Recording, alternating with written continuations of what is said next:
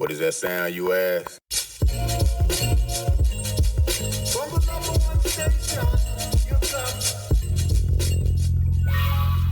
Welcome to the Rec Show podcast, a show dedicated to beatmakers around the world. Kick back, relax with the host, Gldnmnd.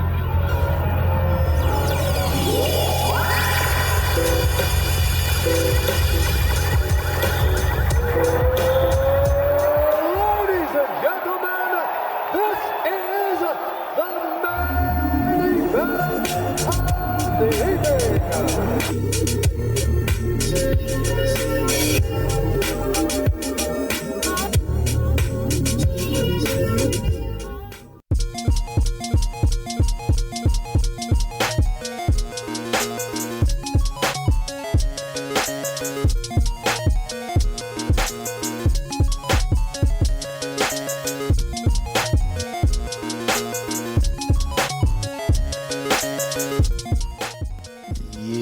This is how we starting off the episode, man. Episode number 93. Woo. Yeah. Name of this track is called Let's Shell Shop from the PTSA Volume 1 by Nelak. You know what I mean? I'm going to link this track in the description of the show, man. Alright? So shout out to Nelak. Yo, man. That's how we going to start it off on 93, man. Thank you all for giving me a little bit of your time, man. Y'all gonna enjoy this show. We'll be back in a couple. All right? Peace and love. Count your blessings, not your problems. Yeah.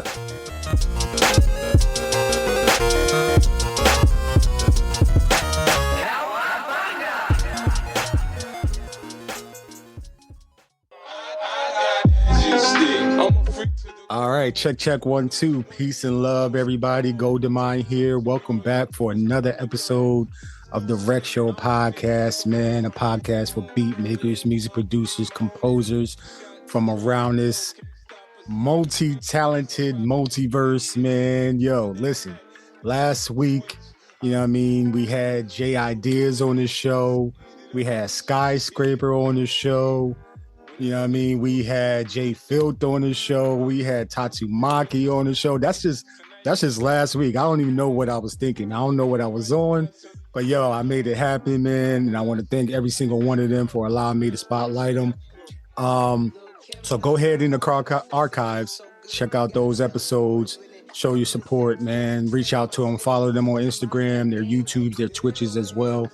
And yeah, man, that's how we do it, man. But this week, yo, we going from, let me see, J Ideas was in Indiana. So we going from Indiana to Florida right now by way of Austin, Texas. And I'm in San Antonio right now. So that's, you know what I mean? That's even crazier. And I'm always like looking for Texas producers, beat makers, composers, and all that stuff for the show anyway, just because right now I'm calling this home. So, yo, we have a engineer, we have a beat maker, man. I love his picture that he has on his profiles, man. And if you haven't had a chance to listen to the music, to look at his profile, man, to see what he's up to, man, after this show, go ahead and tap in with him, man. Follow him on his IG, follow him on his Bandcamp, all of that type of stuff, on streaming platforms as well. So I want y'all to give it up for the one and only Sam Drumlo. What's going on, Sam Drumlo? How you feeling, man? Yo, what's up, man? How you doing? I'm great, man. Listen, I only gave a little snippet of, who you are, where you're from. But for the beat heads that might not know who you are, can you go ahead and give how you even created your name, the little bit of the background of the name, any affiliations that you might be a part of as well, and things like that. Oh man, you're getting right to the heart of it, so let's chop it up. So I'm Sam Drumlo, so thank you for asking. I'm highlighting that I am a proud Texan, but I do live in Florida, so I'm also a Florida Gator. I actually went to UF, University of Florida, so yeah, I love it. Chomp them down. But yeah, that might even rub a few people the wrong way, because UF fans are either a lover or a hater, and that's all good. It's all love. But yeah, about my name, Sam Drumlo. It's so funny. I've only had one other person ever ask me online on Discord. We were kind of having a chat or whatever, and they were surprised that my real name isn't Sam. Right? They're like, "Where are you from? Australia or something?" Or like UK? And I'm like, "Nah, I'm from Texas." Like, what? What? So your name's not Sam's? Like, no. So it stands for samples and drum loops. Ooh, okay. Okay. Yeah. So I'm really heavy and focus around just sample-based production and then drum loops. I challenge and have been challenging myself for almost the entirety of my music making short career. Just, limiting myself with what I use to make music. So mostly sample driven, if not almost everything is sample driven. And then I really fuck with drum loops. And so that's just the way I, chop it up. So Sam Drumlo. Yo, that's crazy, man. Look, nobody would have thought that, man. I thought your name was Sam too. So I'm like, okay, Sam, and then drums. I'm like, okay, he's definitely into the drums. But then I had my own story about the name. But yo, hey man, that's a dope way to come up with your name, man. I noticed. So when I'm talking about doing research and stuff like that, you've been creating beats, creating music for a short time. How long have you been creating beats? But then also, why music? Why create music out of the millions of things that you can do, that you can create? Why music? For sure. Man, I gotta, like everybody else, they got a story they want to tell, and I'll try to keep it brief so that we can get to some other more fun stuff. But yeah, I'm a COVID producer, man. I started at the very beginning of COVID. I want to say my first beat, I have it saved somewhere, was like April. Yeah, I'm coming up. Yeah, April 20 something. I remember it's like right before May. My very first beat, I did it on. I don't remember if it's like on Splice or something. Don't Splice. I think Splice has like an online DAW, whatever it is. I did it on like using an online DAW. That's how little I knew. And the way I came about music, first of all, I've always been an audiophile. I've always been into underground hip hop. Well, I thought I was actually. Let me back up. I always thought I was into underground hip hop. Now I have a newfound understanding and respect for what underground hip hop really means. But I actually was, like everybody else, locked down, and I ran up on a Cookin Soul instrumental album. I'd never heard of Cookin Soul, and I saw somebody post about it, and it's called Tapas Beats, if you've ever heard it. Yes. And Tapas Beats gave me like it's like you've never seen a Ferrari, and then you see a Ferrari for the first time, you're like, wait, cars can look like that? That's what Tapas Beats did for me.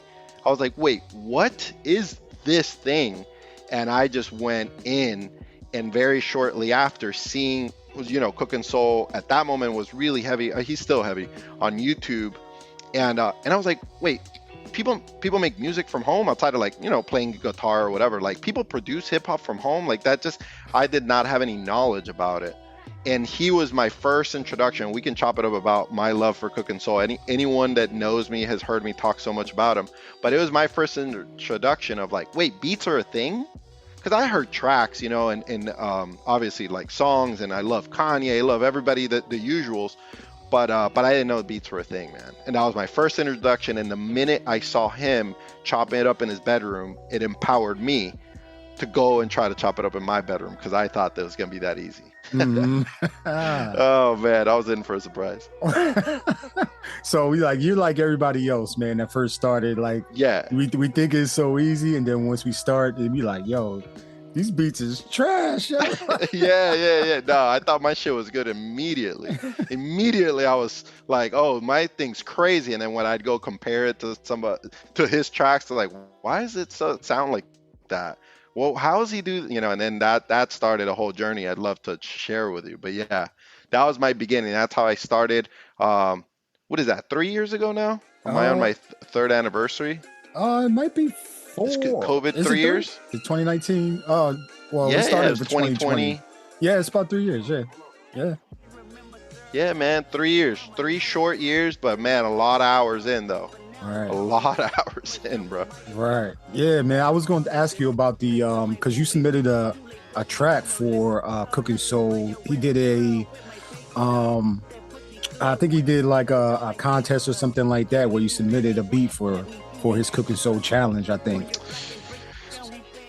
Yeah, he's done a couple things. I think he's doing or he did a Serato challenge recently. He's doing some collaboration with them. He's worldwide at this point. But no, he was actually doing streams last year for a short bit, and I reached out to him like the total fanboy I am, and he let me help as an admin on his Discord and on his streams. And then I participated in all the beat battles, which I actually took down, I want to say 3 of his beat battles. He did probably like 10 of them. And I won 3 of them, which at one point I think he was like, all right, bro, stop, like stop submitting. Like leave some room for the other people. I took like 2 down in a row. Wow. So congrats, man. Yeah, wow. Cookin Soul is super heavy, man. In this beat game, man. So what is it about? What is it about Cookin Soul, man, that is like have you fanboying out? You know? Yeah, I think he does. Man, that's no one's ever asked me that. A lot of people just simply challenge me on, whoa, there's this other beat maker, there's this other producer, and I'm like, I hear you. The thing about Cookin Soul is, and I got to know him, by the way, in the whole process of me working with him on his Discord or whatnot in the back end. So I do have a relationship with him. Online relationship with him of friendship and a little bit of a mentorship there. But before I even ever met him, first and foremost, like, let's just talk the music. I mean, his sonics are crazy, but they're simple. Like, you just wonder how he makes a track sound like he does, and then you realize, oh, there's no drums on this, and he just makes this like soul sample really relevant right now, right? The other thing is he does very classic boom bap, but he does it right, if that makes sense. Like, he just does it just right. And man, the last thing is, I think he's the remix, like the modern, or like him and Knowledge are the modern remix kings, bro. Yeah. Like no one, yeah. I know there's gonna be some internet guru out there telling me like, dude, you haven't heard this guy or that girl, but nobody does remixes like him and Knowledge, like modern time remixes. Like he did that Polo Ye album, and it's like he does a whole album with freestyles by Kanye. And it's just like, it seems like it's a real, like it's better than some of Kanye's own albums. It's crazy. So he just, he chops it up, and then the whole art. So that's sonically, but then when you look at his like album covers and the art and the videos, like everything just makes sense.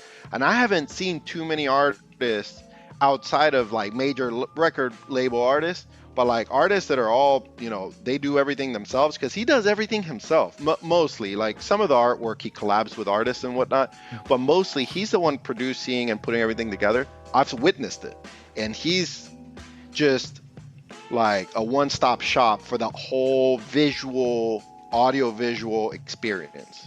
And I can really appreciate that. I think a lot of us are way far behind on that game when it comes to standing up to somebody like him.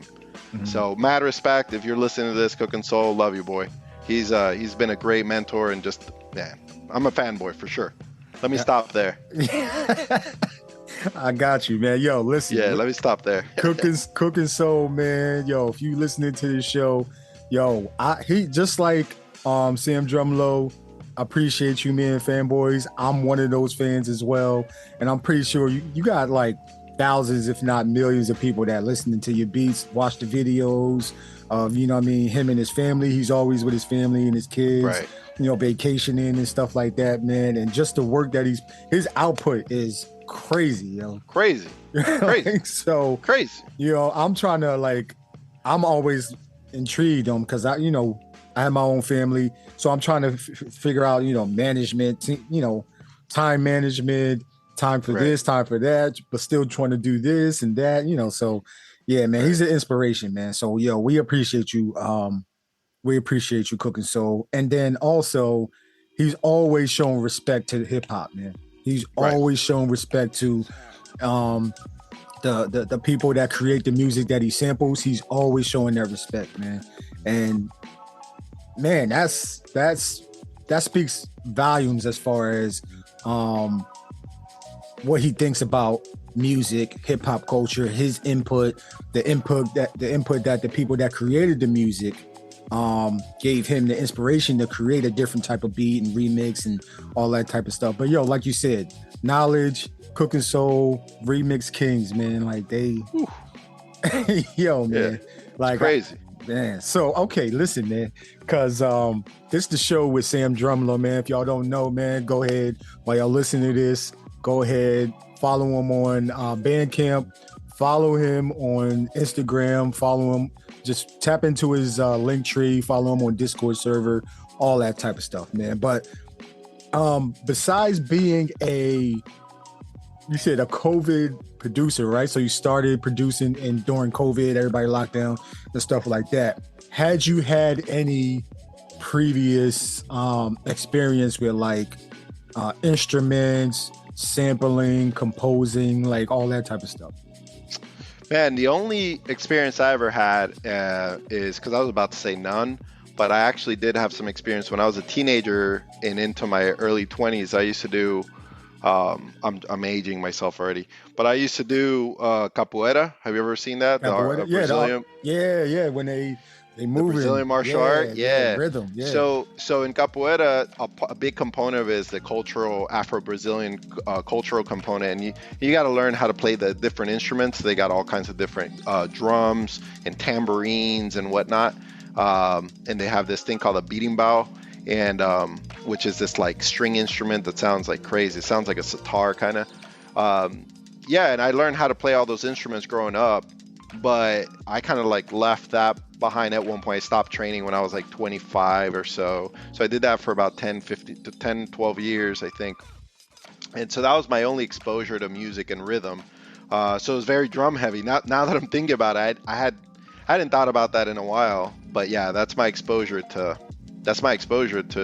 music before ever touching anything related to, hey, I'm gonna make my own remix or beats or whatnot. Wow, yeah, Capo. So I gotta add, not only beat maker, engineer, social media, like what do they call them? Like you can do the social media type of thing, like admin, social media admin. But then also mixed martial artists. I got to add that to that, man. Like capoeira is because I learned about it from somebody when I was in the military, and he's like super, like he was showing me the moves. I'm like, yo, it's definitely like a rhythm thing, but then being unpredictable. It's almost like capoeira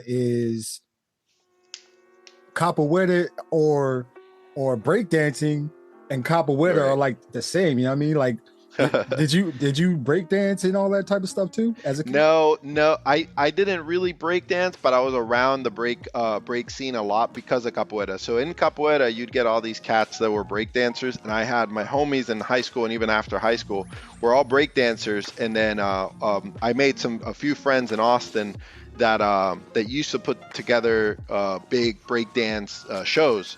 There's a competition, breakdance battle called B-Boy City back in the day, and they did it for like 10 years straight or whatever. And then from there I made all these friends, like homies from capoeira took me to B-Boy City scene, and then I met other breakdance and B-boys that would go to Austin to go compete. And I made friends with actually Havocoro, which is like a big breakdance crew. I don't know if they're still together, but they're out of Houston. And actually then I seen my boy Moy battling one day, like years later, right? I left Texas behind, all that stuff behind, and look, Red Bull, like the Red Bull battles, and he was a finalist 2 years in a row. I think he won one and he lost one, and it was like, what? Like that was my homie in high school, late high school, and in the early kind of college years. So yeah, I was always around. Capoeira led me into breakdance scene, but I was always true capoeira because I was really into the martial art and into the culture. I even spent some time in Brazil and whatnot learning about it. So I was really into the martial art piece of it. Wow. But yeah, for sure. If you grew up in the '90s and you weren't around breakdancing, somehow, I don't know, you lived under a rock, man. I feel bad because that's when the golden era, man. Mhm. Early 2000s, late '90s was so much fun. All those, b-boy battles and just it was so much fun. Yeah, man. Yeah, so now I got a different off script question. You spending time in Brazil, man, and being around that culture, because I know in Brazil they got a big b-boy community as well, man. What was that experience like, having going to Brazil and being there and experiencing the culture and stuff? It was good, man. It was in my very formative years, early 20s. I think I was like 20, maybe 22. I was in like summer break during college, and I went down there for better part of 3 months and just spent time with all my friends from capoeira, and because capoeira is like any martial art, there's a lineage, and I was like there with what would be considered like my great master or great grandmaster, whatever, which is like my master's master, if you will. And so I went there for a while, and then I started hopping around city to city, and just really got a big, a small town Texas boy getting like cultured, just meeting other people, playing around with another language, which I knew already a little bit of, or a good amount of Portuguese because of capoeira, like learning the culture, but being exposed firsthand was very formative for me early on. Wow. For sure. It was amazing. Yeah. Wow, man. So then that experience, you got like already, we only 9 lives. Yeah, I know. We got so much life experience already in that short amount of time. You know what I mean? So, man, I gotta ask this, man. Look, so growing up, being around family, friends, mixed martial arts, stuff like that. Like, first of all, what genres of music were you listening to? Man. And and who were you riding around with that exposed you to, hip hop and music and stuff like that? Oh man, that's so awesome. So I met my best friend, which we haven't spoken in a few years, man. I hope to reconnect with him. But my childhood and best friend Corey, I met with him when we were 13, and before then I was only literally listening to whatever my older cousins were listening to, which was like what was hot at that moment, which is like No Doubt, Tragic Kingdom, I think was the Tragic Kingdom, the album. Like the usual Nirvana, No Doubt, and like that kind of mainstream stuff at the moment, Red Hot Chili Peppers, stuff like that. And then I met Corey, and Corey was a skater, and I used to like skating too, like when we were kids, and he's the one who got me into capoeira, by the way. And trying to recall, he gave me the first night we met, he asked me, have you ever heard of Sublime? I'm like, what's Sublime? He goes, and then we went straight to his house, very first night meeting, 13, 14 years old, and he burned me a CD of Sublime, and then he asked me, have you ever heard of Beastie Boys? I said no, and he gave me that I'm trying to remember, Hello Nasty, I think it was.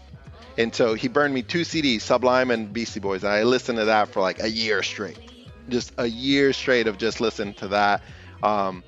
But then growing up, it was like either 311 and Rage Against the Machine and all that scene, and Sublime, and then also listening to hip hop, like a lot of the East Coast stuff, to be honest.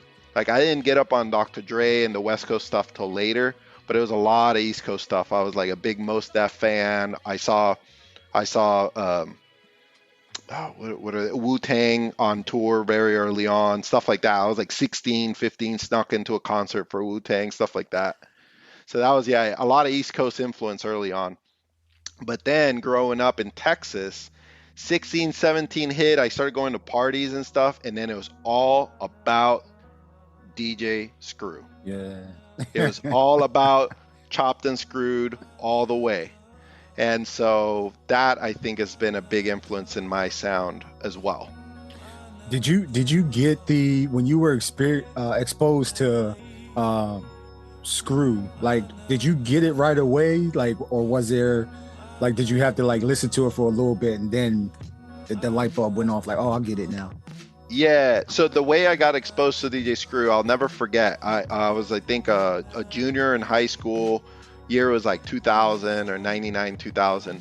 And I heard back then, I want to say Missy Elliott, Work It was on the radio like that around that year. I think it was like 2000, 2001 maybe. I don't remember the year, but I want to say it's right around there. Work It was on the radio, and then I heard the chopped and screwed version of Work It. And I was like, what? And I got it immediately, and that's what sent me down the rabbit hole of DJ Screw. And it was just like, that was the thing in the late 90s in Texas and early 2000s was Screw. And so I went from, yeah, I liked all the skater kind of stuff or whatever, to embracing kind of our hometown, home state music and sound in like late high school, early college. Wow. Yeah. Wow, man. Yeah, it was a little journey there for like 5 years, but that's how it is when you're 14, 15. That's how it is. Things change real quick. Right. Yeah, man. I when I first heard Screw, I think I was still in San Antonio, man, when I heard it, because I'm from Jersey, man. So chopped and screwed, I'm like, what the heck is this? It slowed down, it stutters sometimes. And I was like, yo, what is this? And then it took me having I think his name was Andrew. Man, Andrew was listening to Chopped and Screwed. I can't remember what tape, but man, I was like, yo, I get this, man. Like, so rest in peace, DJ Screw as well, man. Yeah, his impact on hip hop, man, is notorious, man. People are still doing it. People still listening to it. People are even in the beat culture, they're still emulating the Chopped and Screwed type of vibe. So yeah, man, we appreciate his input, man. It's too soon, but hey, what are you gonna do, man? So okay. You making music during the pandemic. When did you come to the realization that, you know what, I'm gonna put these beats out and let people hear my music, yo? Oh man. I mean, that's a hard one. That's a hard one to answer. So first and foremost, I think I experienced, and I hope the people listening to this, so a lot of beat makers are going to listen to this, some more experienced than others. So some definitely have felt this, and some are feeling what I'm about to say. I think, which is, I wanted it to be perfect.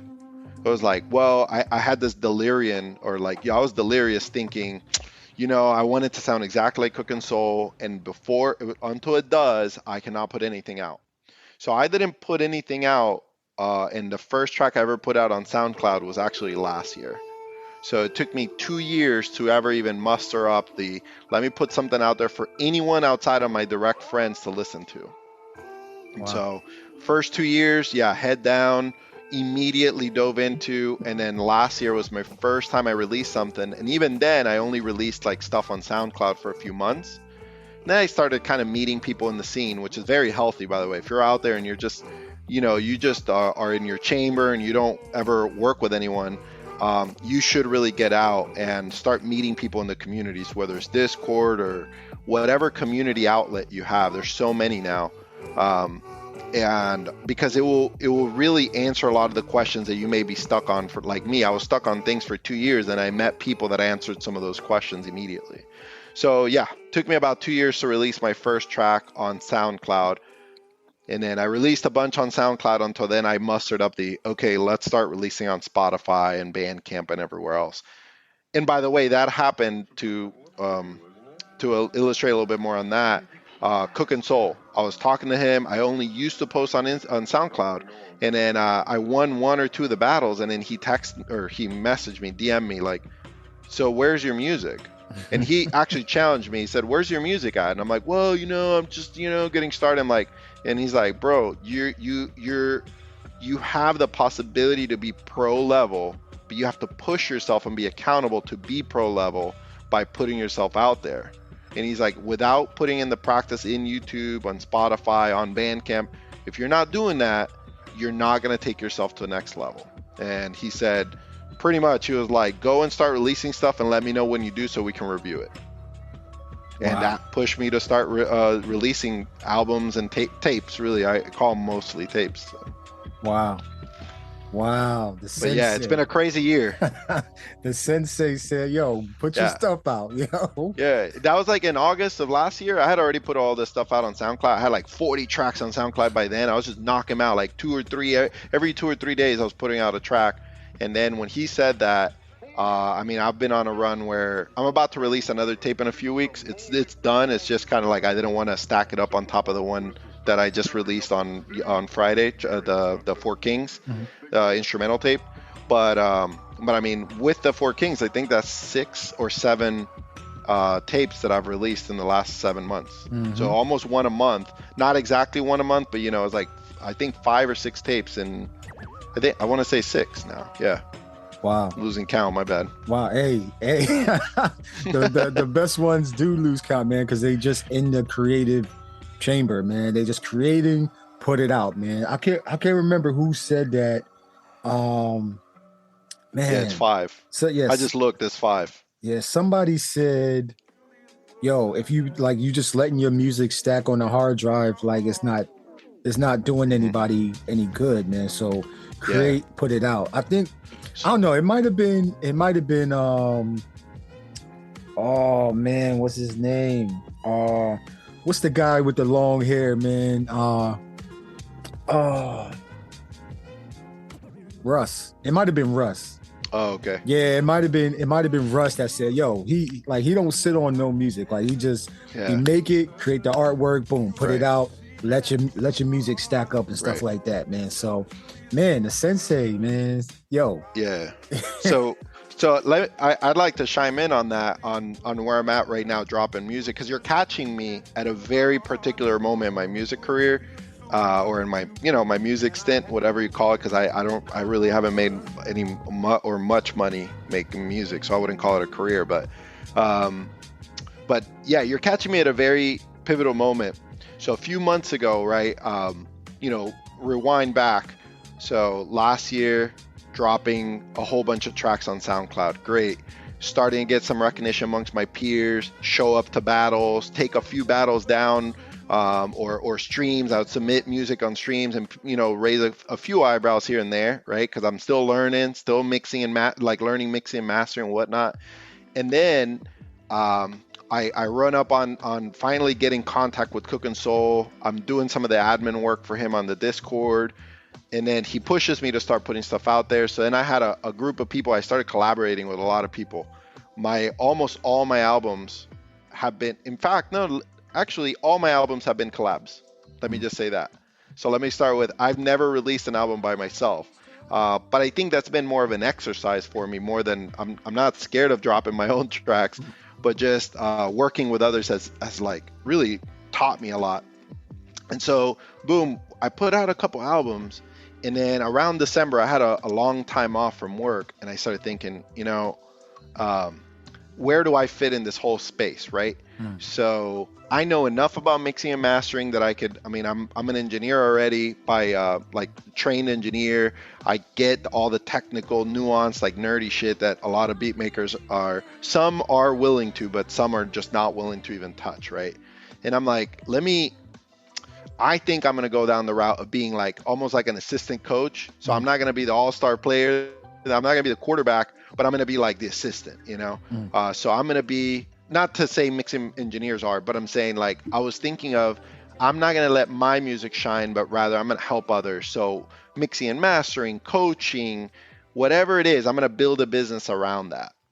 And man, I'll be honest, for the past few months, I just been kind of stewing on that and realize, wait, what? Like, no, I want to put my stuff out there. And so you've caught me at a point where I made a decision of just going for it. Like I have so much music ready to release and like queued up to release. So speaking of keeping music for too long, what happens as a beat maker, which happened to me, is then when you go back to release the music, because I'm telling you, I have like 30 tracks right now ready to just drop today, then you don't fuck with that sonic anymore. So you're like, wait, I'm not into whatever it is, low, like that lo-fi aesthetic right now. I was into three months ago.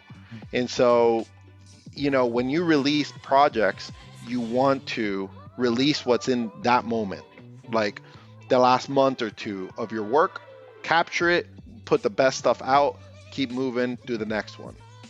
And that's been a valuable lesson for me, that in that period of me transitioning between, well, I'm going to go down this route business wise to, no, I'm going to be an artist. I want to be an artist. I want to, just even if it's a hobby, if I don't make a cent, that's okay. But I want to be an artist and I want to put my music out. In that transition, I sat on so much music that now I look back at like 40 tracks ago and I'm like, that's cool. But like, I'm already sonically somewhere else. I'm already thinking of other aspects of music. So showing that music would not be representative where I'm at today. Wow. Man, you just dropped crazy jewels in that right now. Like, my bad. I just went on a rant. My bad. Let me slow down. That's what we do, man. Like, we let y'all get it off, man, because right there, you just dropped a major jewel, which is you were thinking about helping other people, but at the same time, there's this push for you to become the best version of you and put out your music. So it's kind of, being like, you want to help, but then also being selfish to say, I'm an artist. I want to put my stuff out too. I want people to hear my stuff. I want people to vibe to my stuff. That is very loud to me right now, man, because there's a lot of people that are like doing, helping others, mixing, mastering, whatever. And that's great too, by the way. Not knocking that, Yeah, but for you to say, you know what, nah, man, I'm a just dig in my bag, get better, have my express my creativity. Do you think that was it? That was the turning point for you right there, right? Yeah, man. It's kind of like letting your best friend throw a party, but you never throw a party at your place. And that's okay. You give excuses. You don't want to be the one to clean up and you don't want to get in trouble. But at the end of the day, you got to be proud of bringing people to your house too. Mm-hmm. And so that's where I'm at, of like, I'm willing to go down those other side streets of music. Like, the educational content is a lot of fun for me, helping others, whatnot. But then I get real competitive. Like I listen to something and then I'm like, wait, I want to pursue that sound, or I want to mess with that a little bit. And so then it just wasn't doing it for me to just focus, and that my position is in support of the music industry and other musicians. Rather, I want to do the thing and then maybe lead by example in my own creative ways. So I'm in that process right now, but by the way, I'm not like by no means at the end of the rainbow, if you know what I mean. I got you, man. Man, that's self-aware, man. Being self-aware, is like, it's an underlooked type of thing, man. Like, we have to be as creatives, as creative spirits, man. We have to be self-aware of what our spirit is pushing us towards. You know what I'm saying? Yeah, man. Right. Go ahead. And every artist, by the way, so I've run up on, I'm not shy on reaching out to people, right? So I reach out to Tatsumaki, for example. Yo, man, what's up? I love the podcast. Love you. I want to form a relationship. Let me know what's up. What can I learn from you? What can I help you with? I reached out to Cookin. I reached out to Sarah Instrumentalist. I've made, online relationships with all these different artists.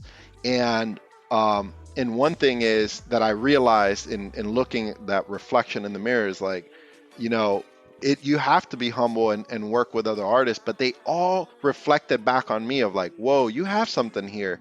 Why aren't you just pushing it to that? Like, you're 95% there. Why are you afraid of pushing that 5%? Literally every one of those artists told me something to that effect. And it's like, whoa, like, especially Tatsumaki was like, brother, let's go, get it, drop it, let's go. And I'm like, what? You're right. He gave me a lot of confidence here the last few months talking through it. Man, that guy, by the way, is a mad inspiration and definitely another mentor, man, for sure. Yeah, shout out to Tatsumaki, man. Sarah Too Ill. Yeah, Sarah Too Ill is awesome. Man, two heavy hitters, man. Like, man, I can't. Same with her. She was like, drop it, let's go. Put yourself out there, make the art, put put the website together, do all that stuff. So Yeah, anybody that's like on the most humblest person, man, and you helping, pushing people in a humble way, not like pushing them in like a negative way or stuff like that, pushing them to express themselves. We thank you, man, because we need more people out there in this world that's doing that, man. If people are on a fence, but they actually good at it, just a slight nudge to push them, man. That's the confidence that people need these days, man. Just one or two people to be like, yo, you got something, let me see what you do with it, yo. That's what we need, man. Wow. And because it's really important for people, for us, all of us, to understand. Sometimes you need to be empowered. You need to feel empowered. Sometimes you need somebody else to give you the permission you're unable to give yourself. Like me, 3 years, 2.5 years into music, 2 years into music, and then I'm like, my music doesn't compare to Cookin Souls. And it's like, who cares? Like, start putting stuff out. And that really has allowed me to and empowered me to, that's okay. Like, go do it, go get it. So I gotta do a quick shout out to my boy Ricky. So Ricky was another one that I ran up on, and he was like, I fuck with your music, send me something and let's put you on the tape. And I was like, what? Like, it was like, this is the first time anyone's asked me to be on their tape. I do a lot of collabs where people send me stuff, but, and that was awesome. And one thing he said to me that really stuck, and that I see him doing, and yesterday I actually dropped a video, was like me making a beat on the SP. So I never make beats on the SP. I have an SP 404, and I never make beats on it, but I always see his videos, and then I was just kind of chilling at home. I'm like, why not? Like, he almost empowered me to like, that's dope. Why not? Right. It was definitely inspiration he may or may not know that he had on me and on others, but it was like, sometimes you need to feel empowered. Yeah, man. Yo, shout out to old Ricky, man. He was a guest on the show. I want to say January. Man, so many jewels he dropped, man. The Bump Show. Shout out to the Bump Show, man. If y'all ain't get that cassette, you might be too late. He might be coming out with another stack soon, but it's available on Bandcamp and DSPs right now as well. My cassettes are, man, I got so many cassettes, man. I can't even find. I know you're looking for it right now. Yo. Oh yeah, we got cassettes, man. Look, we got the cassettes on deck right here. There you go. Yeah, we got the Ricky cassette. Yeah, that 33. For his signed. Yeah. One day when he said, Ricky, get famous, so this cassette gains value, brother. Yeah, man. Yeah, man.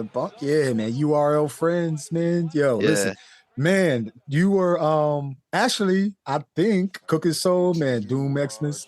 Yeah, man. Yo, when I did the URL Friends edition, man, I think that was January as well. So for all my mutants, man, if y'all listen to that episode where I had a whole bunch of the, not a whole bunch, but a few of the URL Friends that are on this compilation, man, there's so many jewels, so much inspiration, man, on that joint. Sam Drumlo was featured on the Bump Show, man. I'm skipping questions, but I'm freaking right now, yo. That experience to be on the Bump Show, URL Friends collaboration, man. Like, what was that like? Because Ricky, man, he's a FABC affiliate too, man. Right. So that's what I'm talking about, getting out there, right? For all you guys that are listeners that have not gotten out there as much as you wish you did. Like, stop making excuses for yourself. Reach out to someone like me, Ricky, Tatsu, whoever. Just start reaching the people. We're available. Like, Ricky, I hit him up. I don't remember how I get in contact with him, but anyways, I got in contact with Ricky, and then we started kind of working. We started talking and whatnot. He gave me a couple tips here and there, and then one day he just said, if I wanted to be part of the tape, right? So I submitted the beat, and then I saw how he managed the entire thing. Like, he managed 20 plus artists to get everyone to submit a beat, put it together in a tape, mix it or master it, because they were all mixed, but he did all the mastering. He did all the marketing. He told us exactly the timing for each one of the posts. Like, he was so thorough, it gave me a newfound understanding, and almost like a whoa, oh, there's guys like this doing all this work out there. And so he gave me a little bit of behind the scenes that I did not have previously. So then now in my releases going forward, I have like a different understanding of how to tackle it, including some of the social media, dropping dates and whatnot. He actually even gave us in writing, like, hey guys, this is what we're going to do for a couple weeks. So his leadership, man, like, it's just crazy. He's a younger guy, but he's like already a true, like, natural leader. You know what I mean? Yeah. Shout out to him. Yeah. Shout out to old Ricky, man. Shout out to the Air Force. You know what I mean? Because he's one of them. You know what I mean? Yeah, he's a man, bro. One of my brothers. Man. Okay. Yo, we got to get back to you. And I always ask this for my guests. Let's talk music. Let's talk music, man. What'd you think? I sent you that playlist. What's up? Listen. We're going to get to that. But I got to ask you this question, man. So, sure. And if you're able to, you might have one, you might have a couple. But is there like a greatest beat of all time that when you first heard it, it just blew your brain? Like you was like, yo, what is this?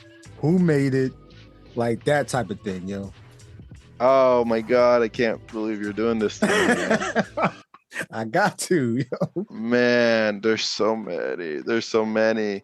I mean, I'm gonna have to dude. Name them. You can name them. Yeah. It's cool. Yeah, name them, yo. All right. So, all right. Madlib. Oh man, in the Bad Neighbor album, there's a track called Drive In. Mm-hmm. I think it's I think a Bad Neighbor Drive In.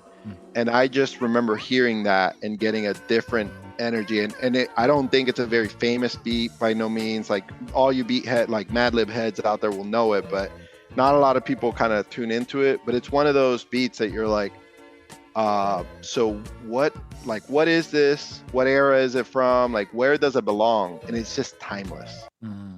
That's why I love it. I know a lot of people go the J Dilla route, and I could definitely talk about J Dilla. J Dilla definitely, I mean, Don't Cry is just like one of those that the first time I heard it, totally threw me into a whole different direction sampling wise. And I just think it's one of the greatest beats of all time.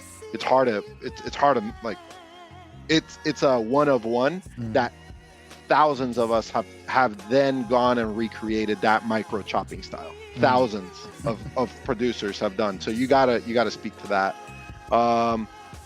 So those two are sick. And then last one, I'm gonna go with another Madlib beat, and it's just like my favorite, like one of my favorites, and it's just one of those, and it's No Parties in LA. I think No Parties in LA. I mean, yeah, there's so many other beats. I think I'm saying the ones that I'm going off script, and most people wouldn't think of these, but No Parties in LA. I mean, I just heard that thing and I was like, what the hell's going on here? It's one of those that gave me that feeling of just, man, it was crazy. So many other beats, what was that one on the the Kendrick album? Good Kid, Mad City. Oh, you're talking about Good Kid. Yeah, I was the Janet Jackson flip. I forgot the name of it. Poetic Justice. Yeah. That's one of the craziest like R&B type beats that you're just like, what? So, those four stand out in my mind that, I mean, if I had to just like live with 4 or 5 beats for the rest of my life, I could listen to that all day, every day. Wow.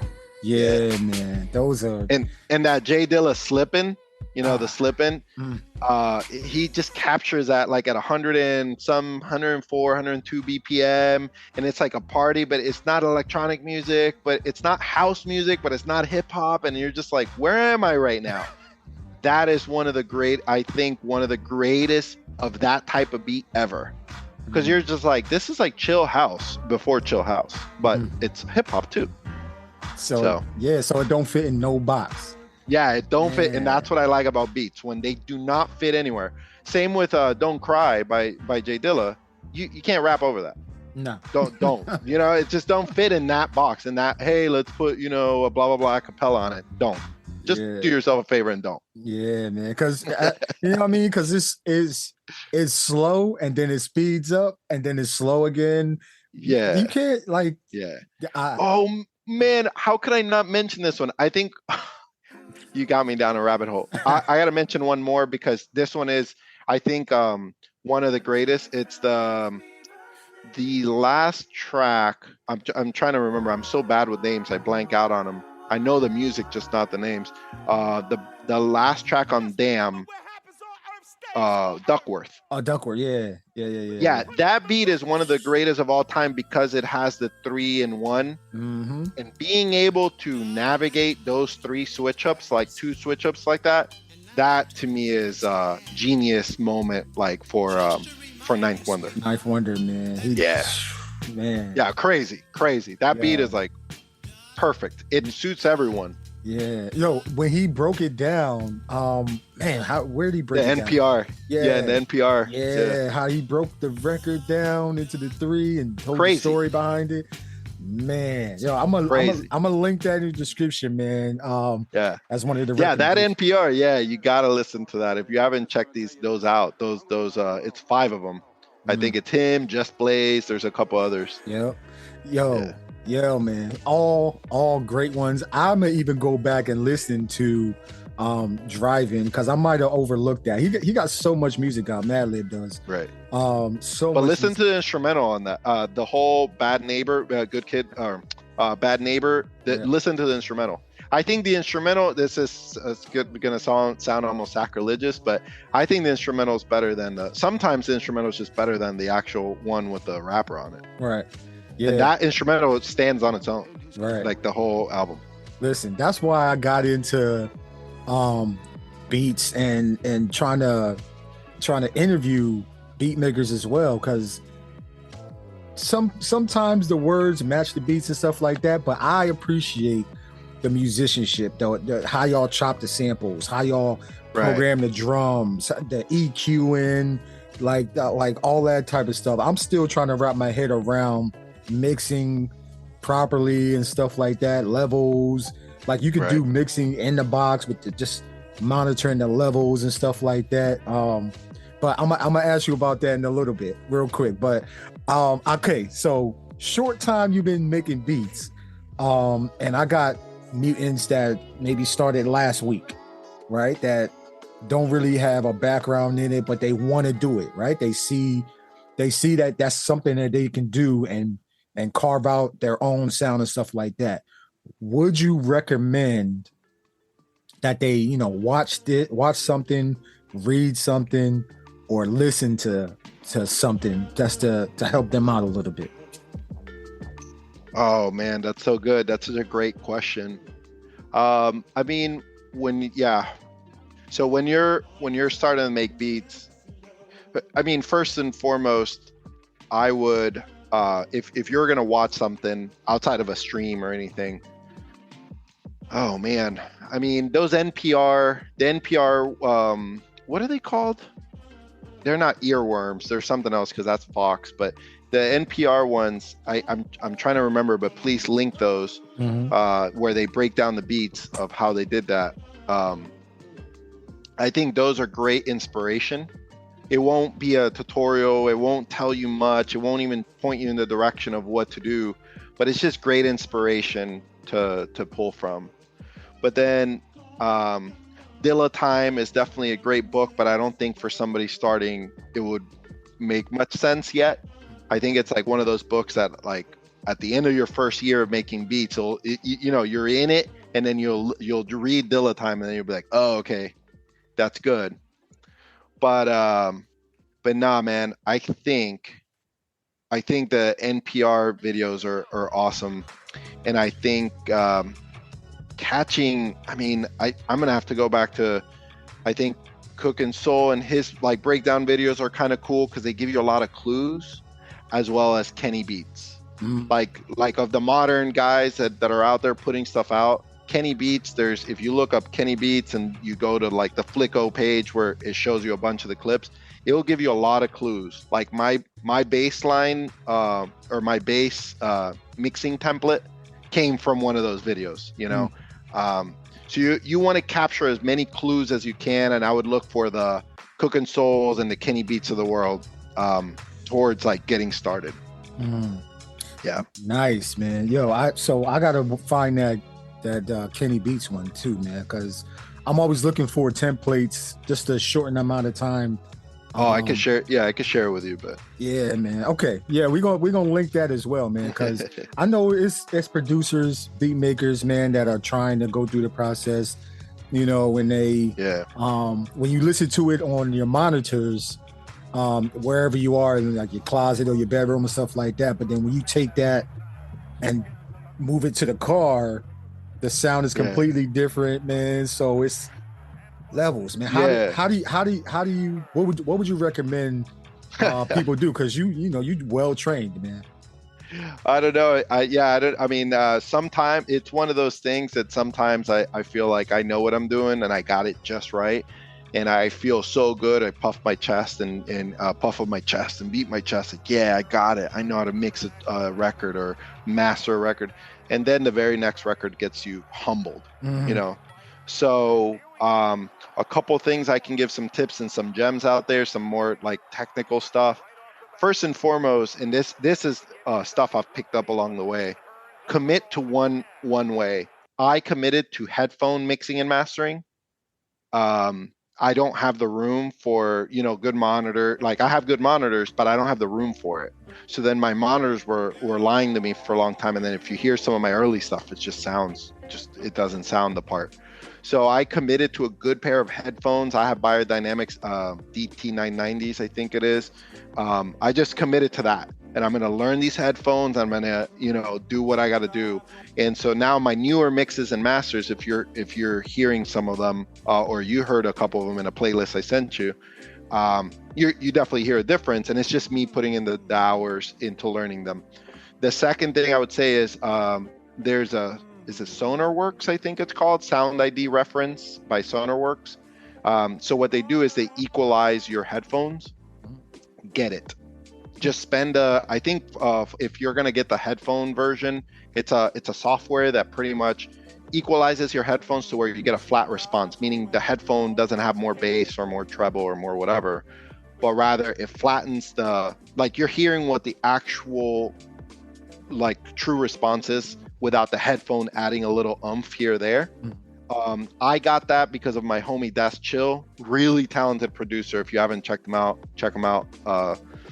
And he told me one day, bro, SonarWorks, and I didn't believe him for like weeks. And then I put it on, I did the trial, I'm sold. It's cost I think like $99 or something. I'm not sponsored by him, but pretty much what you want to do with music is hear it as clearly as you can to understand how it will translate. And then the third tip I'll give, and I'll stop there, is commit to one, like, how do you like to listen to music? A really great, talented musician told me that one time about over a year ago. He said, how do you like to listen to music? Because I was trying to mix for the, the old, like, well, I mix so that it sounds good on a cell phone. Or, because it needs to come through in this. And I'm like, he's like, how do you listen to music? How do you listen to Madlib when you fell in love with the Madlib track? How do you listen to Cookin Soul? And I'm like, oh, okay, cool. So my two ways of listening to music are in my car and then with my Apple headphones, like my little ear pods. If it sounds good there in my car and in the ear pods, it's game over. That's the mix, that's the master, is done. And I think people overthink it, wanting to be like the Kanyes of the world. And let's be real, as of right now, you don't have, this is going to sound real bad, but it's not like you have 100 million streams. So you don't have to worry about every single speaker in every single house across America yet. One day, if you make it, guess what? You can also get a mixing or mastering engineer to help you to that level.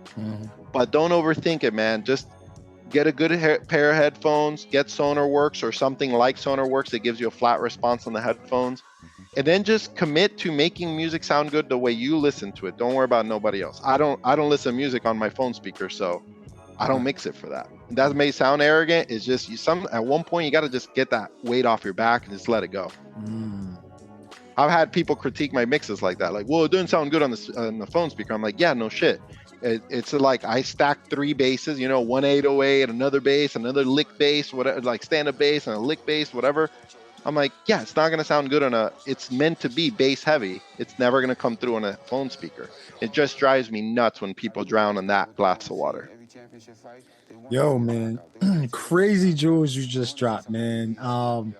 Yo, whoever told you that was a genius, man, because for a while, and I was one of the ones that complicated the mixing mastering process, and after a while it's like, man, I'm doing too much. I'm burning CDs, I'm going to the car, I'm taking notes, I'm like oh my god, it's like, nah, don't do all that. Yeah, it's too much, man. Yo, thank you for them jewels, man. Right. Right. The other thing is, don't for sample-based producers, my bad. No, I know you want to ask me one more thing, but this is really a gem that I did this for so long. If you go back on my catalog, literally 4 out of the last 5 tapes I did this on. So I really am dialing it in this year. It's don't over compress shit. Like, I know we all want that 303 heavy compression sound, and that's a skill. It takes a very skilled producer to get that sound, and that's all good. But you got to realize a lot of samples already come, and this is a jewel Cookin Soul, like literally DM me. Look, don't over compress the sound. That's why you're not getting the beautiful part of the sound out, because I was driving a compressor really hard, and then it's just kind of muffling the whole sound. You gotta learn your compressor. So like, get a good compressor and don't over muffle it, because then that's what doesn't translate. In your headphones, it'll sound good, and then you go to your car and it just sounds like it's in a little box in the bottom of the car, and that's over compression. Yo, hey, I see your face right now on the screen. Listen, yeah, man, I told you, I've been through it. I put in the hours, man. Let's go. Oh my god, you giving that game right now? I'm like, hey. Yo, yeah. Don't over compress. It's better if you add gain on some compressors and not over compress and get the loudness out of the gain than the compressor itself. And a lot of people, it took me, 200 tracks to figure that out. So I hope that tip right now takes you to your computer or whatever you're using, and you turn down the compressor and you try it out, and you'll see you'll get a cleaner, louder sound. Yo, you know how many jewels you just dropped right now? Yo? I know, I get it. I'm sorry. Bruh. I went on a tangent, so go ahead, man. Bruh, I love this, yo. Okay, yo, man, that's gonna segue me to my next question, which is, okay, I know you said you had a SP404. You first time making a beat, yesterday, on the joint. But then also, I like to figure out, like, okay, what musical equipment are you using to craft your beats? Because I was privileged to listen to a playlist of music that you're gonna have coming out soon, which I was like thoroughly impressed, man. I'm like, I'm not the one to judge no music, because who the fuck am I? But I'm listening to this music, I'm like, yo, man, this guy's fucking good, yo. Like, I'm gonna interview you about that list in a sec, but yeah, let me answer that question real quick with starting with just a little historical view as to the route I've taken. So I started on, very quickly, like within the first week, I bought FL Studio, because I was seeing a lot of tutorials FL Studio, and I just thought that's what it was, right? And I got FL Studio. All the love for the FL Studio users. I love the mixing, like the whatever, how you can mix stuff in FL Studio. It's great. The piano roll in FL Studio is like no other. But I ran up on Datsun. Datsun is a very talented producer that does a lot of finger drumming, and just really talented producer. I reached out to him like everybody else, right? Hey man, what's up? I'm Sam Drumlo, whatever. I don't think I went by Sam back then, by the way, but yeah. And he told me, and I saw his setup, and I was like, hey, can you tell me about your setup? And he's like, yeah, I'm running a Machine 3 into through the SP404 into Ableton. So I'm like, well, I don't need the Ableton piece. I'll just do everything on Machine through SP404 and record it into FL Studio. So I did that for a bit, and I loved, like, I learned a lot about chopping samples, and just chopping samples manually definitely gives you a different tactile for it, and it makes you work differently. Let's just say that, right? So I did machine beats for a while through the SP404 for the effects and whatnot. And then I had a SP404 A, I think back then, or SX or A. And then one day I started following Kenny Beats early on, and I started going to his battles and whatnot. And man, I had to try Ableton. I tried Ableton one night and literally didn't turn on my my machine again for 6 months. Wow. It was that impactful for me, the workflow for me, everything. So I gave my serial key of FL to a homie, to That's Chill. Actually, we did a little trade or whatever, and so he's now using partly using. He's a really hardware driven producer, but anyways. I gave it to him as a homie. I actually gifted my SP404, which is crazy. Most people don't do that, to another friend of mine who I did a collab album with, Dr. KMS. And then and I got myself the new SP404. So my current setup, to answer your question, the long story, going the long route, is I do almost everything on Ableton, and then I run through the SP404 for certain either effects or for what's it called, for like live like sets, like I would do a set on SP404, right? So I run it through there and it loops back into, so I record my own track, like it goes through it, I put a couple of effects or whatever, gets right into Ableton, and then I master in Ableton. But mostly Ableton, man. Ableton is very powerful, and I got it's 99% Ableton with a little bit of the SP sauce on it. Wow, man. So yeah, okay. So some people ask me like, how'd you had to program those drums by hand? I was like, no, I didn't. I almost never do it. But to be honest, I'll be lying to you if I told you I program stuff by hand anymore. I don't. So everything you're doing is clicking, like you're just moving the drum patterns around, or? Yes and no. So there's a little bit of that, but you don't where I hit your secret sauce. No, I can't. I will, man. There's no secret. There's no way you'll be able to remake some of the stuff I make just off a sentence, but I'd be glad if somebody could, right? But no, I mean, so I committed to, again, it's one of those things that when you have too many options, you just like get a paralysis by analysis. So I committed to working with drum loops 99% of the time. So the first thing I do is I'll grab a sample, I loop it or I chop it, whatever. And then I go through all my drum loops, which I have them categorized, not that you're asking, but I have them categorized by BPM. So I'll have like 20 drum loops that are all 80 BPM. So then I know what to drag and drop, and I just see what sounds good. And once something sounds good, which usually 1 or 2 drum loops will sound good with that given like loop, then from there I get real technical into, I wish the kick was a little later here, and then I just kind of chop that drum loop and just scoot stuff here, later, early, or on time. And yeah, that's the way I do it. And sometimes like the kick from the drum loop isn't hitting right, so I'll bring in another kick in its place. But the drum loop is the base, the core of my my workflow. I got you. Yeah, I got you, man. So we're talking about your music right now, and there's a couple joints, man. You just released Four Kings, which is a boxing, about which I love boxing anyway. So that was like my joint right there. So that's dedicated to boxing. And then you also, and I think you did that with Track Slayer. Did I say that right? Yeah, Track Slayer, yeah. Track Slayer. I was also, able to listen to the demo joints that you allowed me to on SoundCloud. Right. Say a little private list. Yeah, a little private list, man. Everybody, y'all can't get this yet. All right. So way different than the stuff that's out, right? Right. Way different, man. I'm listening to like what was it? MVP Swede. I listened to the Avi Express Kendrick joint. Bruh. Like just the way when the drum hits, the compression, it's kind of like you're muting a little bit, but then right. Like I'm listening to, I'm like, God damn, yeah. For anyone listening to this, if you go backwards in time, I think you'll like some of my, I listened back to some of the stuff I put together last year, and it was the foundation to where I'm at right now.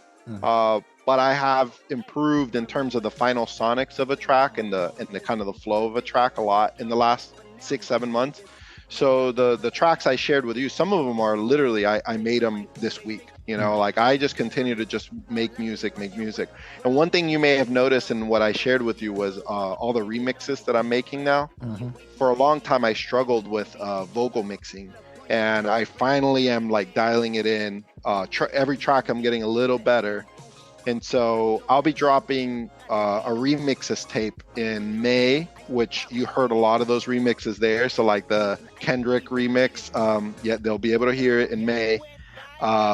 And a couple others like Nicki and Lil Kim, a couple remixes from them. They're crazy. But yeah, man, lots of sidechain compression for sure. You're talking about the sidechain on the kick? Yeah. Like how you did that, man. I was like, damn, yo, like I've been trying to do that, but I put I'll put let's say the sample. I'll put the compressor on a sample and then sidechain it to the kick in Native Instruments machine. Right.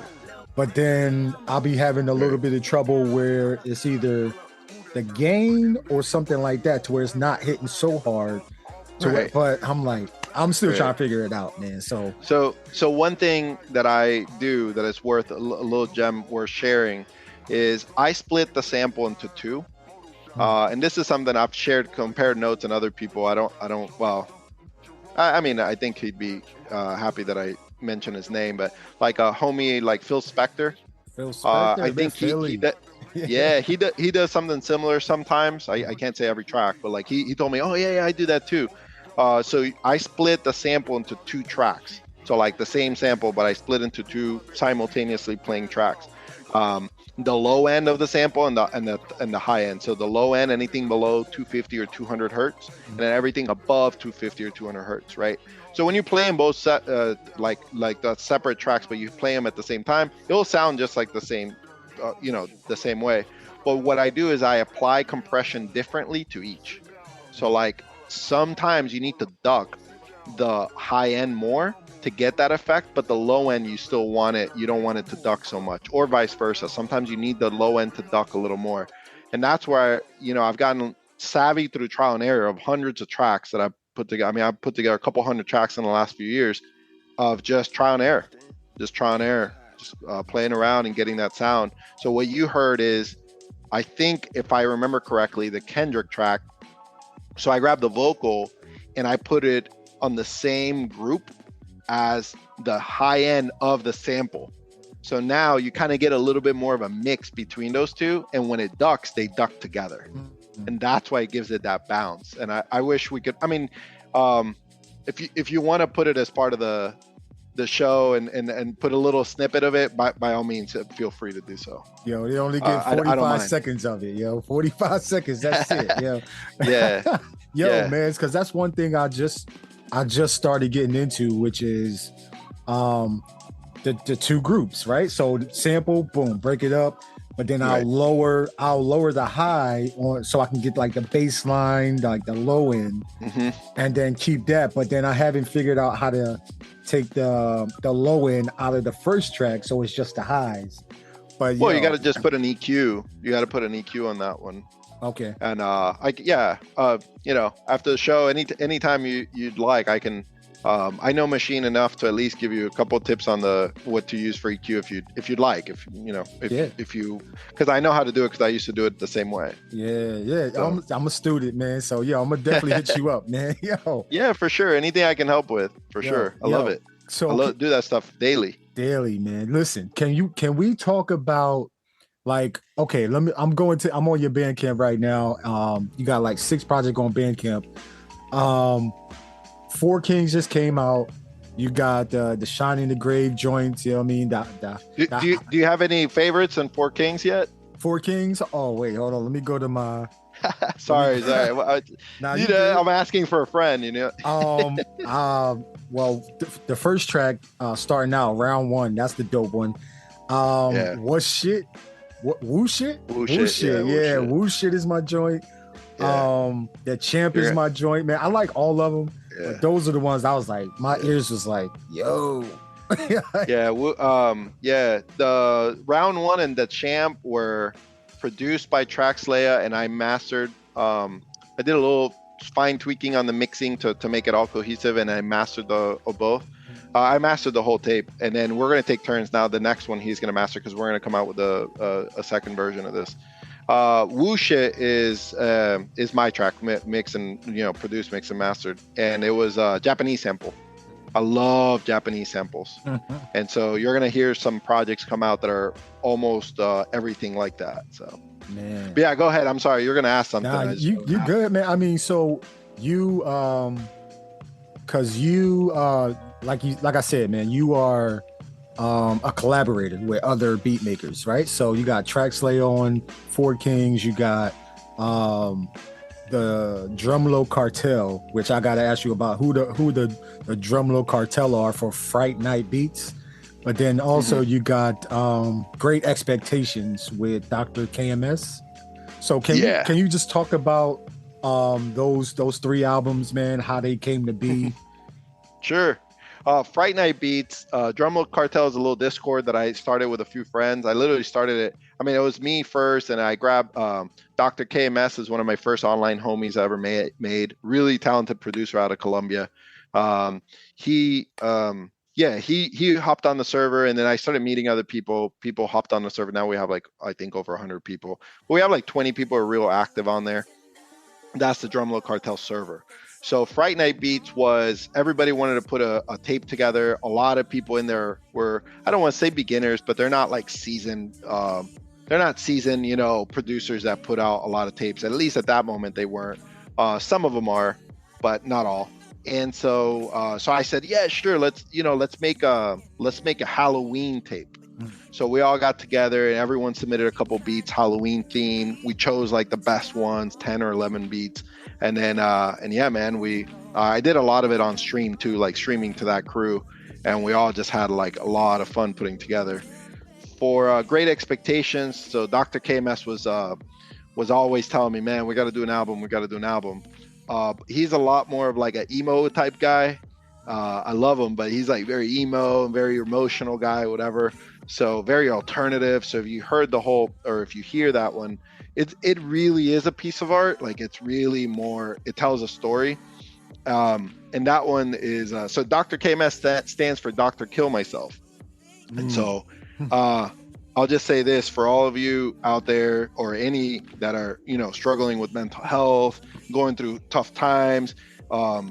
It's a story. It's a beautiful story, instrumental story of going through the dark thoughts of killing yourself. And then by the end, essentially calculating, the last track is called Calculated Consequences, and just thinking of what am I going to do with my life? And it just kind of should bring you full circle into wanting to live your life. And that's why it's called Great Expectations. That's so dope.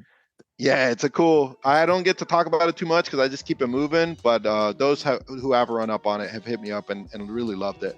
A lot of it was all mixed through the SP404, by the way, so that one's cool. And then what was the last one you asked me for? The Four Kings? Four Kings, yeah. Four Kings. Me and Traxlaya went back to back for 4 weeks in those battles, Cookin Soul battles, back when he was hosting them. And yeah, man, we went back to back. I have a lot of respect for Traxlaya. He's really good, really talented producer. And then we said, yo, let's collab. And he goes, do you have any ideas for themes? I'm like, I just watched this documentary about the Four Kings of Boxing. We got to make that about that time and that era. He's like, I love boxing. All right, let's do it. And then, and that was, collabed with him. He sent me a bunch of beats. We kind of put all these beats into a folder, and we just kind of handpicked the ones that we each liked for each other, by the way. So he picked mine and I picked his, and we just put together that album. Those albums right there, man. And when I listened to Four Kings, I was like, this shit is dope. And it made me want to do an MMA one, right? I do an MMA tape. I'm like, damn, man, this shit is so live, And this one, the little theme of this one with a couple of vocals here or there is for the Hagler versus Hearns fight of 1985, which is considered the greatest fight of boxing of all time by some. So, it's, fun theme, just having fun with some audio, just putting in some like short parts of the stream of the boxing stream, just here and there, just little clips, trying to Yeah. keep it artsy. Yo, man, listen. That joint is amazing, man. Y'all did y'all thing on that, and then Great Thank you. Expectations, based off of the Charles Dickens novel, right? So, listen, Yeah. internets, man. When y'all listen to Great Expectations by Sam Drumlo and Dr. KMS, man, just don't do anything. Just put it on, lay down, Crazy. just Yeah, let it is it crazy. just let it hit you, man. And Yeah. I listened to it the other day again, and I realized, you know how we all kind of cringe a little bit at our old music or music from, whatever. Mhm. That one, I listened to it, and I was like, man, I really love this tape. Others, I cringe a little, like, oh man, I could have done this different or that different. Even Four Kings, I'm like, man, next time I'm gonna do this. But Great Expectations, there's nothing I would do different. I just love that as it is. It's a great moment in time for sure. So no, like, because part of our issue, when I say our, I mean anybody that's creating anything, is we try and judge the previous work. Right. But for this one, like you didn't like, you just let it be, right? Like, is that hard for you to do, to not judge your work that you put out to the world? And you know what I mean? You can't get it back, like Kanye West. Like he was saying, one of that, like it's always a work in progress. Yeah, I mean, it definitely is a work in progress. We're talking about we're definitely gonna come out with Great Expectations 2 in a couple months. So I'm excited about that next volume. But what happens with Great Expectations is, without going into too many personal details about, me or Dr. KMS or anything and our friendship. But yeah, we're talking a lot about that, just hard family stuff and, death and just dark subjects and trials and tribulations. That's all I'll say about that matter. And pretty much, it came from the soul. And so then when I listen to it, I feel that. With some others, it comes from somewhere else. And that sounds really bad, but just, sometimes it's like going to a party and you listen to music that you really like versus you listen to music that's sentimental to you, So some of the other tracks I put together, they're just fun and they're awesome and they're great art and they're my expression. But this one really came from the heart. And so when I listen to it, it takes me there instead of thinking of the technical. I just don't think of like anything technical when I listen to that album or that tape. It's a tape. Wow. So here's my question. Are y'all, because the cover is cassette tapes. Then I'm like, yo, where's the merch button on the Bandcamp? So are y'all coming out with a merch, like cassette for this joint? Yeah, so it's about 13, 14 minutes long. So what we're thinking is, I think we want to have at least 30 minutes of stuff to put out a tape. So when we do Great Expectations 2, then which is this year, Great Expectations 1 will be like side A and Great Expectations 2 will be side B. And then we'd put a limited run. We'll put a limited run and let I always say this, let the fans dictate. And I haven't had enough fans to where people ask me for merch and for albums and tapes yet. But that's definitely in the goal for this one long term. So later on this year, I hope to put a cassette out. Yeah. And you know what? If it doesn't sell, that's all good. I might just send it to homies as a thank you. You know what I mean? As a Christmas gift, that type of thing, man. Because you got to be a good human. Yeah. Be a good human, yo. Y'all heard that, yo? Yeah. Listen, you do. Don't overthink it. Make a tape and send it out to the homies. Right, yo. I mean, this is one of the ones where you like I feel like I want to hold it physically. You know what I mean? Like it's just that good, man. Y'all are like, man. I'm excited for Great Expectations Part 2, man, and what y'all do. I did just talking about that one a little bit. Like I did God, I'm trying to remember what was the track on it. I'll remember the name in just a sec. I think it's either Fast Asleep. Yeah, it's Fast Asleep. Fast Asleep is a track that I got home one night and it was not a good night for me mentally. And And I just got home and I sat down, I had a stand-up desk back then. I stood up and I sat there and I just made a beat, and it was all motion.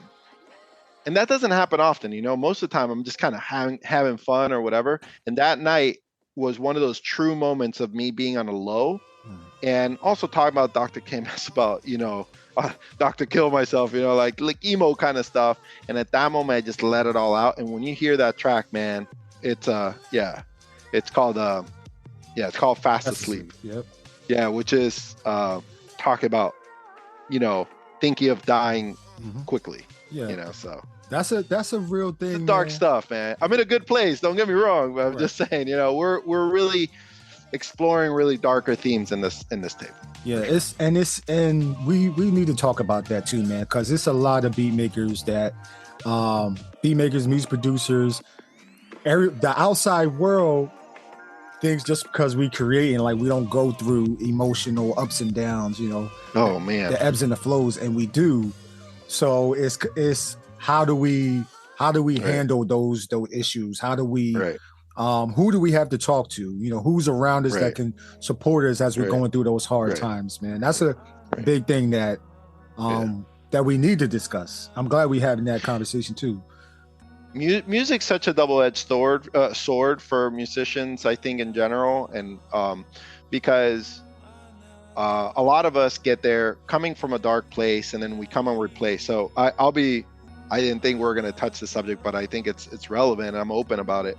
So I struggled with addiction at one point in my life, and not drug addiction, which is really severe and bad. And I've had buddies or a buddy pass away from that, which is really sad.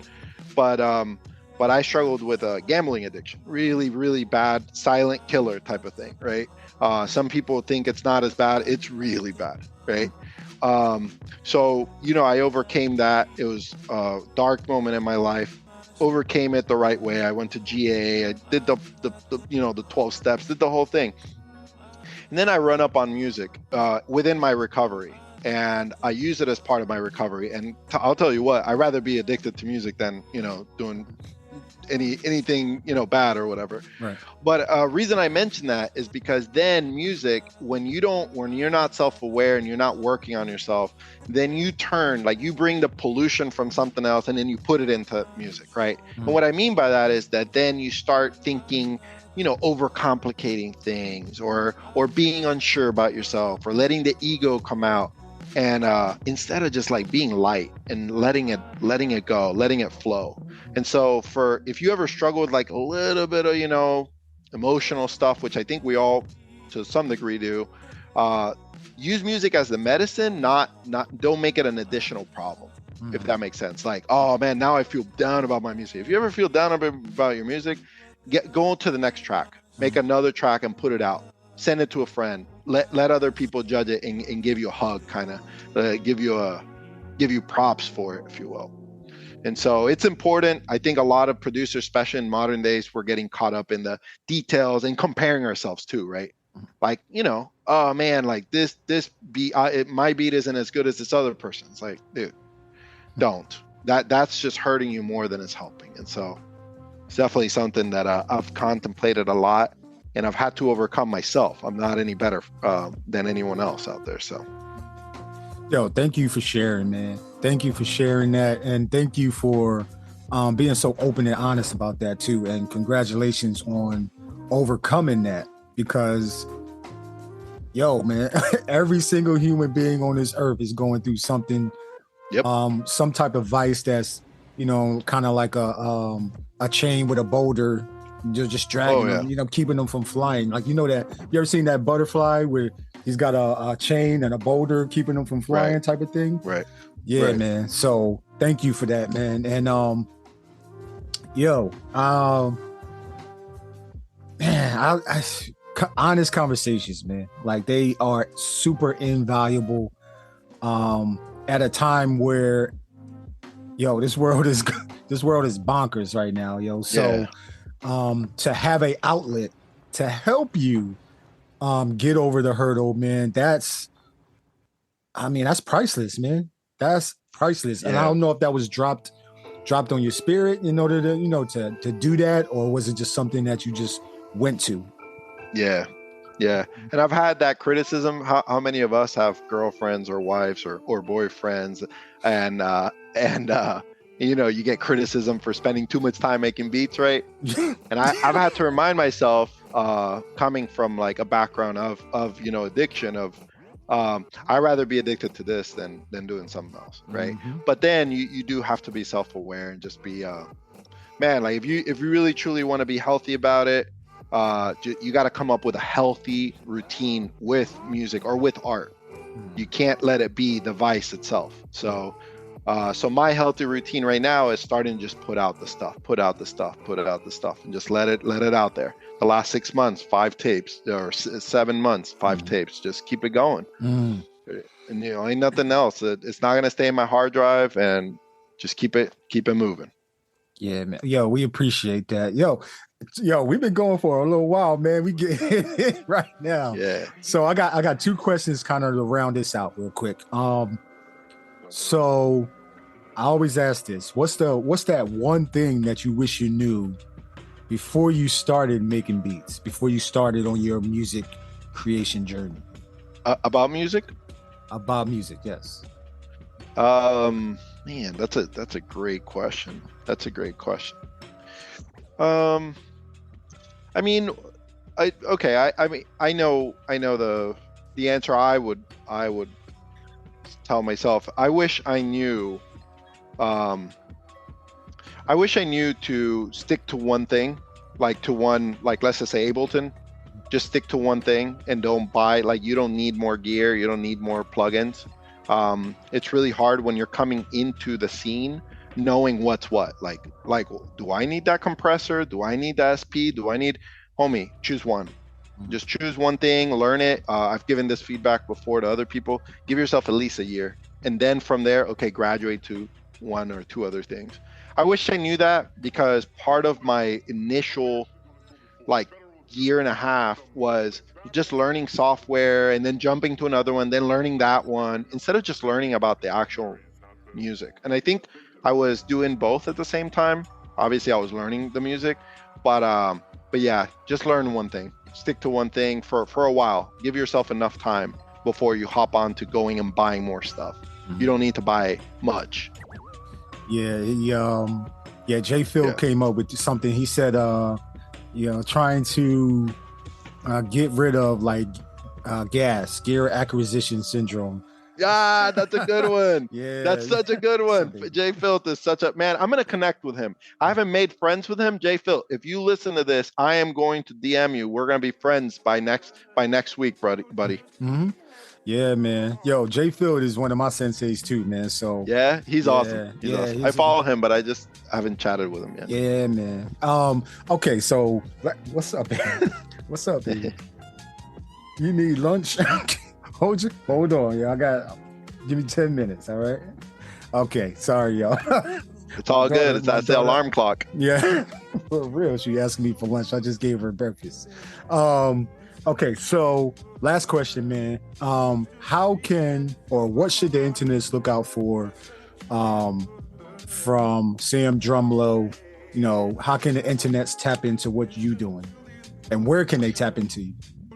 Man, I think most everybody has Instagram.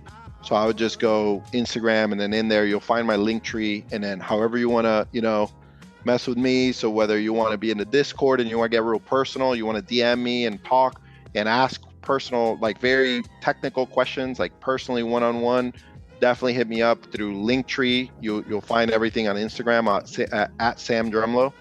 And then if you want to listen to my music through the Linktree, you'll find my Bandcamp, you'll find my Spotify, you'll find the SoundCloud, and you can hear me out on all those platforms. I do plan on my goal, man, is knocking out on average probably one tape every 1 to 2 months here for the rest of the year, because I'm trying to just put out a lot of volume at least this year, and then we'll maybe slow it down next year. But so if you want to tap into me, Instagram, DM, Discord, and all the regular, Bandcamp, all that stuff, at Sam Drumlo. At Sam Drumlo. Listen, so last final thoughts, man. And you can say, I see that you multilingual, man. So, yo, if you want to hit them with the Portuguese, you know what I mean? If you want to hit them with, you know what I mean? Any final thoughts for the internets right now about Sam Drumlo? Oh, man. I mean, look, bet on your boy early because I'm relatively unknown right now, but that ain't gonna stay like that for long. I got a chip on my shoulder. I'm competitive, but in a fun way, right? I try to make friends. So tap in, collaborate with me, get in early. Let's be friends. You know, because it's happening. This is happening. By next year, I think I'll be in a different place musically and as an artist, and I hope to be doing bigger and better things. So yeah, tap in early, man. Let's become friends and let's connect early so that I can, so I can help you on your musical journey as well as learn from you. So let's go. Let's get it. Yeah, it's time. Yo, hop on the train, man. Yeah, hop on the train early. Don't just be a taker, man. You got to give too, man. So, yo, let's follow Sam Drumlo, man. He's tapped in so his music is there. Listen to it, man. Support it on Bandcamp, man. Then go stream it on Spotify. Yo, I'm excited for what you got coming out, Sam Drumlo, man. It was an honor for me to have you on the show. Yo, I'm definitely synced with your frequency right now, man. You know what I mean? I can tap in, but I'm synced with your frequency, man. I'm following you on Bandcamp. I'm following you on social media, man. And then also going to support whenever you come out with music, man. So Four Kings, I'm about to add that to my Bandcamp collection. But then also Great Expectations, I'm about to add that to my Bandcamp collection as well, man. Awesome. So yeah, man, let's get it, man. Yo, listen, Sam Drumlo, we appreciate you, man. Any final thoughts real quick? You got something? Oh, man, appreciate what you're doing for the community. This is awesome. You know, you're giving people like me a spotlight and you're giving everyone else, you're showing an insider's look at what's going on in the community. So that's amazing. And you're giving people a spotlight. God bless you for that, man. You and your family, for sure. You're doing a very good deed, and I love where you're at, and people are going to be on your side forever for doing it, including me. So anything I can help, I'm a big Gldnmnd supporter now. So definitely let me help you in anything you need. You probably got more than a dozen homies like me wanting to help you, but yeah, thank you for everything you're doing, man. Yeah, my honor, man. It's yo, I don't know. I mean, I'm just doing what I love to do, man. I love geeking out with the music. I love learning, you know, the mindset of the creative, you know. So, man, I love what I do. I love this platform. Anything I can do to help y'all, man, that's what I'm gonna do, man. So, thank you. I get a little flack from my wife about it because you know, I'm in here a lot, but what you gonna do, you know? So, but yeah, man, I appreciate you, man. Thank you for being on the show. And listen, that is the show, everybody. Sam Drumlo, man, tap into him. Everything he recommended, I'm gonna put as a link in the description of the show, so you can tap into it on Amazon Music, Spotify, Apple Music. I kind of stopped uploading to Bandcamp because they got a limit on it of how much you can put on there. But any other podcasting platform, you just click on the link, boom, and it'll take you right to, you know, his profile, back right to his Bandcamp page, all that type of stuff, man. So y'all stay synced with us, man. Stay synced with the Rec Show podcast. We appreciate you, man. Have an amazing weekend. Peace and love, everybody.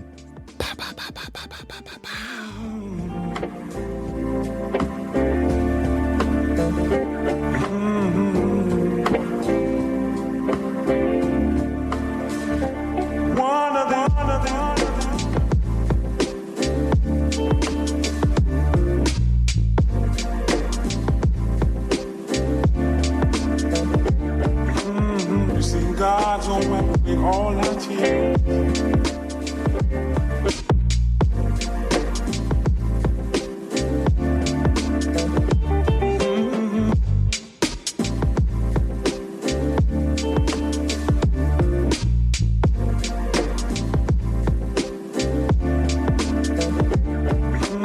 You see, God's gonna wipe away all our tears.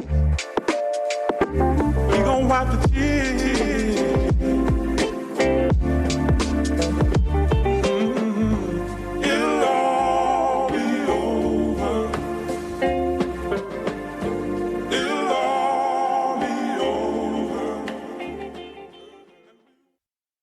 lights represent every living person on the planet.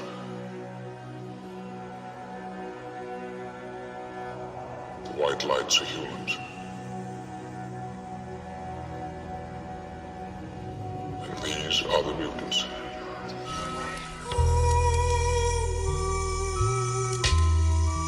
They tell like younger kids or other producers like that's cheating, you can't really be separate. But bro, like when it comes to this producing shit, you can do whatever you want. You've been listening to the Rec Show podcast. Be sure to subscribe, like, and leave a comment. Remember 3 things. Believe in your music. Take care of your mentals. Become the best version of yourself. Until the next one, Gldnmnd signing off. Peace and love, yo. To be the best, you got to work overtime. To be the best, you got to work overtime. These young boys getting better. It's just not like the NBA when you